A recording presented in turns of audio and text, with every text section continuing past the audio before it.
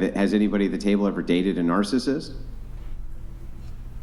Yeah, now suddenly not, right? I think I have. I think I have. You think you have? I think I have, yeah. But like you said, like you can never officially tell, right? And I think women or people do over-diagnose, but also narcissistic people kind of never get really diagnosed because they don't know that they are or don't think that they are, and they would never go to therapy to be diagnosed. So I think those are two kind of reasons. But yeah, you're right. I think you can never be sure. I mean, possibly. The big problem that I have, though, is that many of the traits which are considered narcissistic by women in modernity are often conflated with things which are just confidence, assertiveness, not putting up with things that they don't like, or having standards that they want adhered to. Those things are also desirable traits. And yet, oftentimes, even though those are the traits which attract women to that man in the first place, later, after the relationship has been resolved, they say that, oh, I should have known those were narcissistic traits, which is, that's I guess, the bizarre part to me.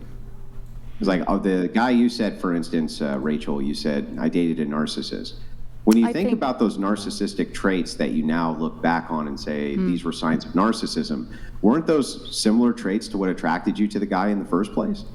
No, because it doesn't show at first. It just starts showing up kind of in a sneaky way, and then it's like there's more and more gaslighting, and there's more and more like criticism, and then it just becomes more and more as you go along the relationship. And at some point, you kind of like you start doubting yourself so much about kind of everything, and you erase yourself.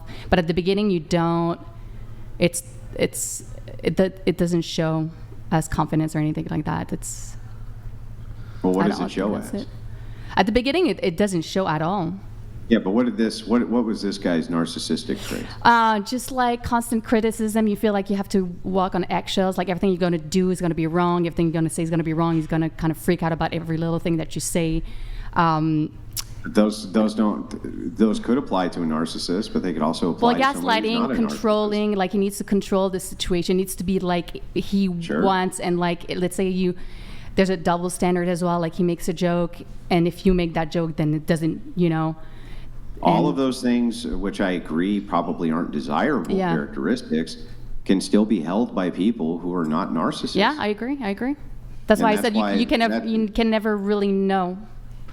Well, I think you can know. I think that you know by having a diagnosis by medical professionals who work with these people for many years before they make such a diagnosis. But even then, I guess maybe an olive branch here, maybe you can't ever know, because even diagnoses between psychological professionals tend to differ when it comes to individuals because of how complex it is. So one psychologist may say, yes, that's a narcissist, or another one says, no, it's not a narcissist. It's because we're talking about human behavior, the scientific method often goes out the window, right? Yeah, and narcissism apparently is the hardest thing to diagnose. And narcissist people are very, very smart and very manipulative. So apparently, that's they can fuck up with the actual psychologist or a psychiatrist. I'm not even sure it exists. I'm not convinced that the actual condition of narcissism exists any more than psychopathy exists. I mean, psychopathy is completely made up.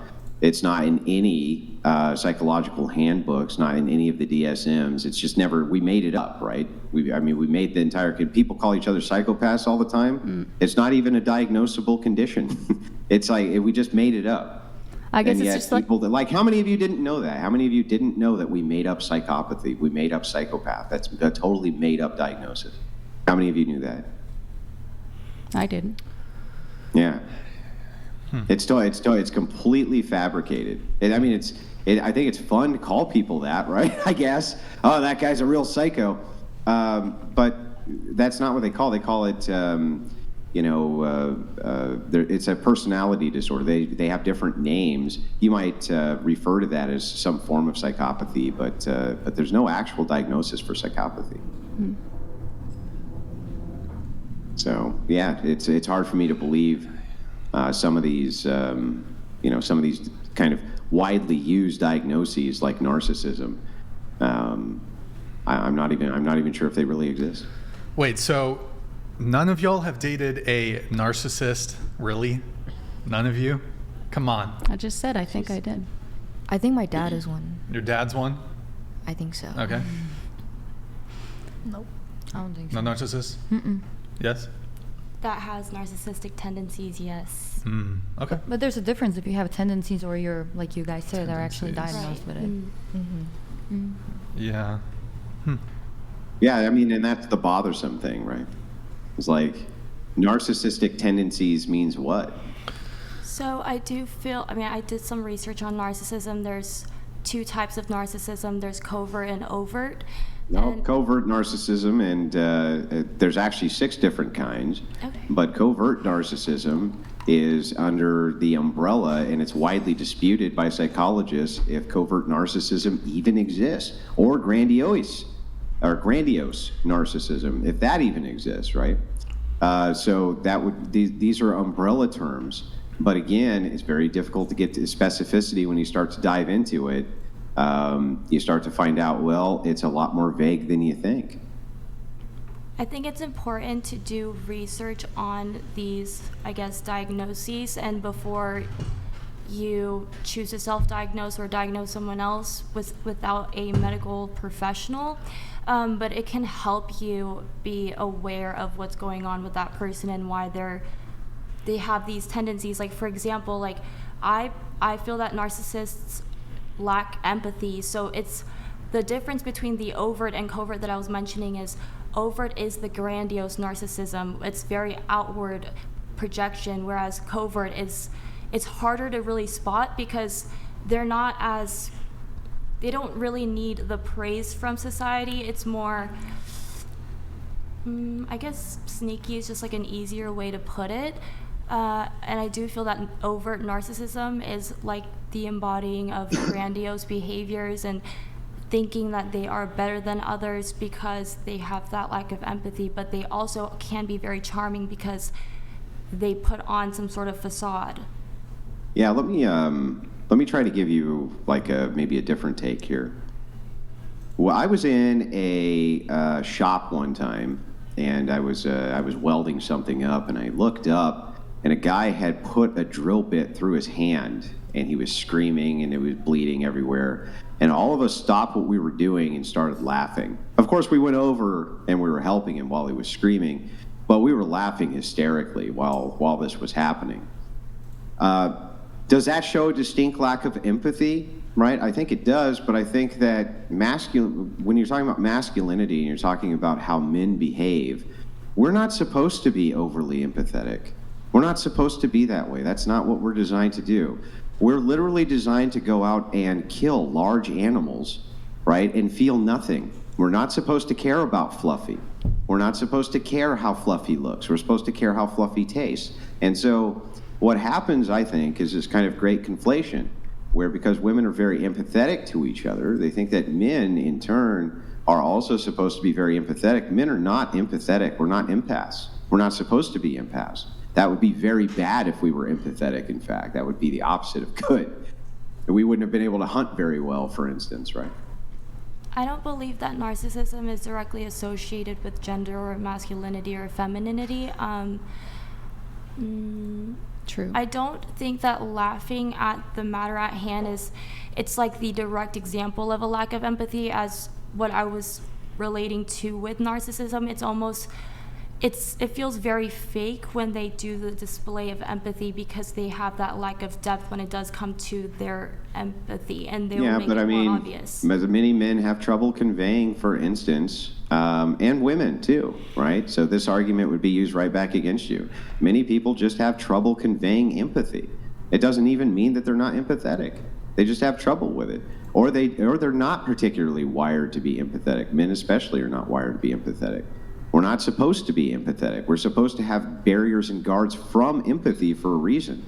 Men who are designed from the biological perspective to protect the tribe, they're going to have to kill other men, right? That's what they're wired to do, to kill other men. If they're wired to do that, how much empathy should they be bogged down with?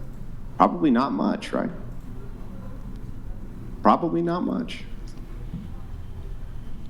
There's Go a ahead. difference between outwardly showing that you lack empathy and kind of embracing that quality about yourself versus lacking that empathy and making it, as if that you have this empathy, and that's why I said that narcissists tend to be more charming people because they fake that kind of empathy. Yeah, but think about what you're saying. Imagine that you're in school, you're a young man, right? And schools are mostly overwhelmingly run by women. And most of the policies are implemented by women. You tend to see young women do really well in school and young men not do well in school. Men are penalized for things which we consider to be just fine. For instance, if a man gets up in the middle of class and drags another guy outside and beats him up, we don't really care about that. We don't consider that to be a big deal. And we never did. Even in the United States, the idea of like you punch somebody in school and you went to jail or you got suspended or expelled, that's a new thing, right? That's a new thing. So when you're talking about like rough and tumble play, things like this, imagine being in an environment where you're told that you need to be empathetic all the time. You're following a different set of rules which are designed not for your sex or how you're designed.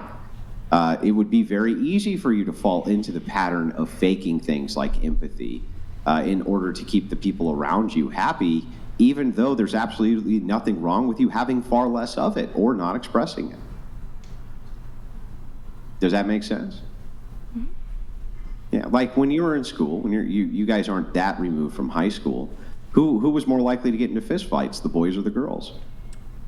Boys. The boys, right? And how often were they able to become friends Hey, we got it. after they got in the fist fight? How often were they able to become friends afterwards? Guys do mean- make up easier. That is Yep. true. Usually when girls are offended by each other, there's usually like a lot of toxic emotional behavior thereafter. So I do agree with that. Yeah.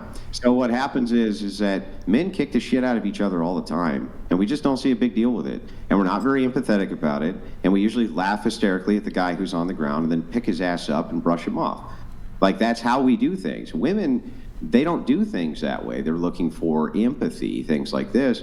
But I don't really see why men need to necessarily live in a woman's world where we have to kind of pretend that empathy is this kind of primary edict, because for us, it's just really not.